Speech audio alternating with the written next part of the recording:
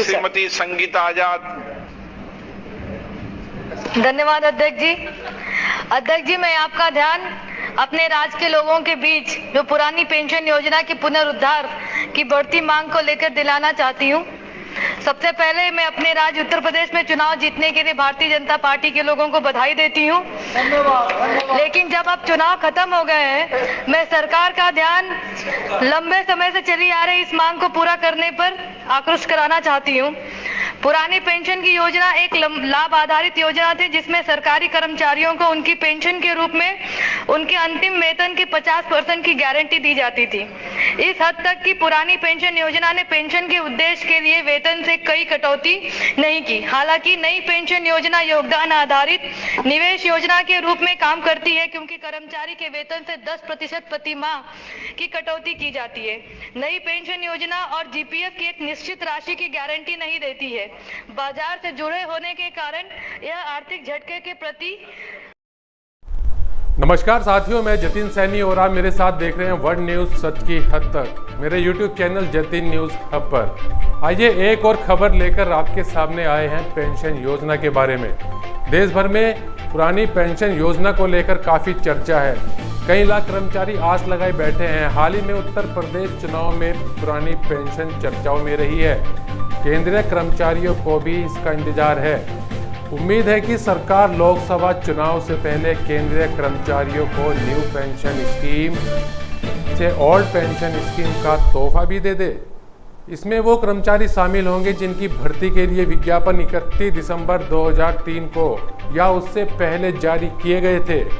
Supreme court के एक आदेश के बाद इसकी सुगबुगाहट शुरू हुई है। 2004 से बंद हुई थी पुरानी पेंशन। अप्रैल 2004 के बाद तत्कालीन प्रधानमंत्री अटल बिहारी वाजपेयी की केंद्र सरकार ने नियुक्तियों के लिए पुरानी पेंशन को बंद कर दिया था। नई पेंशन योजना लागू की गई थी। केंद्रीय सरकार के बाद नई पेंशन योजना लागू करने में राज्य भी पीछे नहीं रहे। हालांकि यह अनिवार्य नहीं था। यूनियन का मानना है कि उस वक्त कर्मचारी इस नई पेंशन योजना को समझ नहीं पाए। उन्हें ऐसा लगा था जैसे यह योजना सेवानिवृत्ति के बाद उन्हें पुरानी पेंशन योजना से ज़्यादा फायदा देगी। लेकिन ये भ्रम टूटा और पिछले कई सालों से नई पेंशन योजना का विरोध शुरू हो गया। आइए समझते हैं कि दोनों पेंशन स्कीम में आखिर अंतर क्या है। आइए एनपीएस और ओपीएस में कुछ अंतर बताते हैं आपको। ओल्ड पेंशन स्कीम में पेंशन के लिए वेतन से कोई कटौती नहीं होती। वहीं एनपीएस की बात किया जाए तो कर्मचारियों के वेतन से 10% की कटौती होती है। पुरानी पेंशन योजना में जीपीएफ की सुविधा है।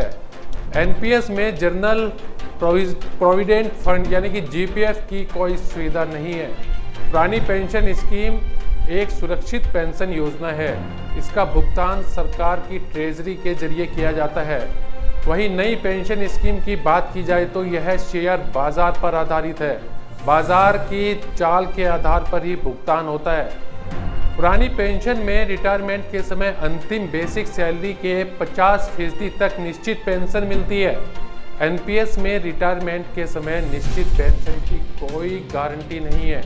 पुरानी पेंशन योजना में 6 महीने के बाद मिलने वाला महंगाई भत्ता यानी डीए लागू होता है। वहीं एनपीएस की बात किया जाए तो 6 महीने के बाद मिलने वाला महंगाई भत्ता लागू नहीं होता।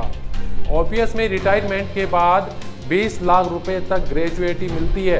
एनपीएस में रिटायरमेंट के समय ग्रेजुएटी का कोई अस्थायी प्रावधान नहीं है। वहीं ओपीएस में सर्विस के दौरान मौत होने पर फैमिली पेंशन का प्रावधान है। एनपीएस में सर्विस के दौरान मृत्यु होने पर फैमिली पेंशन मिलती है, लेकिन योजना में जमा पैसे सरकार जब्त कर लेती है।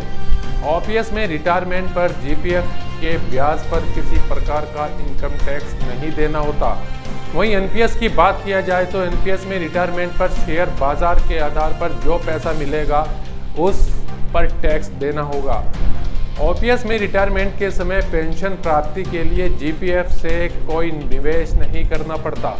वहीं बात एनपीएस की जाए तो एनपीएस में रिटायरमेंट पर पेंशन प्राप्ति के लिए एनपीएस फंड से 40% पैसा इन्वेस्ट करना होता है। ओपीएस में 40% पेंशन कम्यूटेशन का प्रावधान है। अगर एनपीएस इतनी अच्छी होती तो माननीय मुखिया जी, आपके सांसद, विधायक, मेयर अन्य इसका लाभ क्यों नहीं लेते और कर्मचारी धरना प्रदर्शन ही क्यों करते।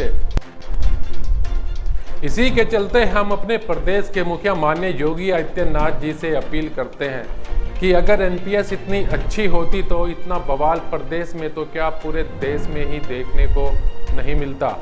आए दिन एनपीएस को लेकर हर डिपार्टमेंट के कर्मचारी धरने प्रदर्शन पर बैठे रहते हैं।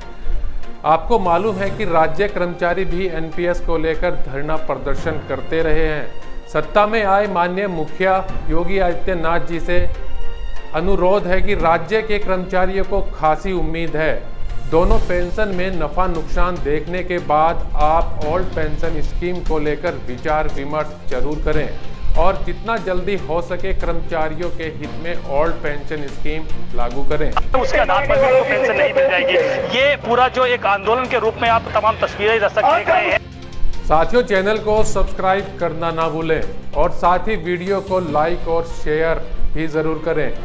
वीडियो में आपके कमेंट्स का इंतजार भी रहेगा। साथियों बेल आइकन का बटन भी जरूर प्रेस करें ताकि हमारी आने वाली वीडियो आप तक सबसे पहले पहुंच सके। इसी के साथ धन्यवाद। मिलते हैं नई वीडियो में।